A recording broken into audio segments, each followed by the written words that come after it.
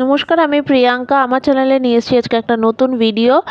পালং শাকের পাটিসাপটা। পালং শাকের পাটিসাপটা বানাতে লাগছে পালং শাক। এক আঁটি পালং শাক আমি ধুয়ে বেছে পরিষ্কার করে নেব।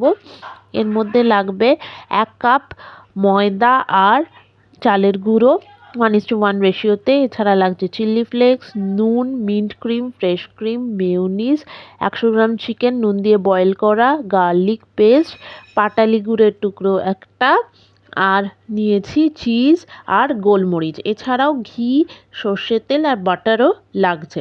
ফুটন্ত গরম জলের মধ্যে আমি পালং শাকটা দিয়ে 2-3 মিনিট রাখলাম। তারপরে বরফ জলের মধ্যে দিয়ে এটাকে ব্লাঞ্চ করে নেব, এতে কালারটা ইনট্যাক্ট থাকবে।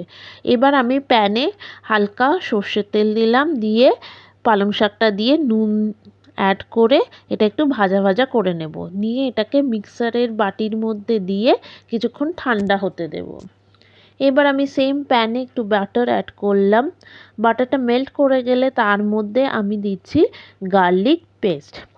এরপরে আমি একটা আলাদা করে প্লেট নেব। প্লেটের মধ্যে বয়েল করে রাখা চিকেনগুলোকে হাত দিয়ে দিয়ে মিক্স করে দেব এবং তার মধ্যে একে একে আমি সব মশলাগুলো অ্যাড করব।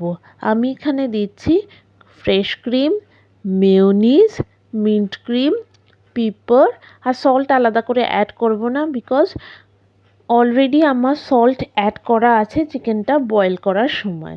দিয়ে এটা হাতের সাহায্যে ভালো করে মিক্স করে নিতে হবে।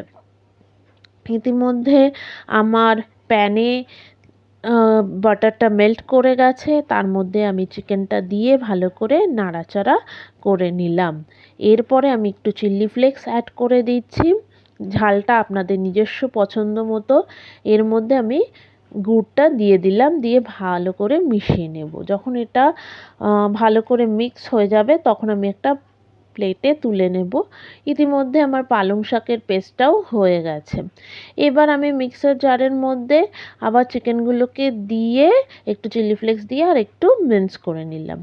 এবার আমি একটা বাটিতে চালের গুঁড়ো আর ময়দাটা নিলাম, তার মধ্যে পালং শাকের পেস্টটা দিলাম, জল দিলাম, দিয়ে একটা ব্যাটার তৈরি করে নিচ্ছি। ব্যাটারটা খুব বেশি পাতলাও হবে না আর খুব গাঢ়ও হবে না।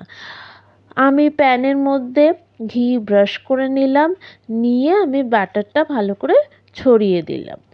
এবার আমি মাঝ বরাবর পুরটা দিয়ে দিচ্ছি, দিয়ে ওটাকে দুদিক দিয়ে ভাঁজ করে আমি উল্টে দিচ্ছি।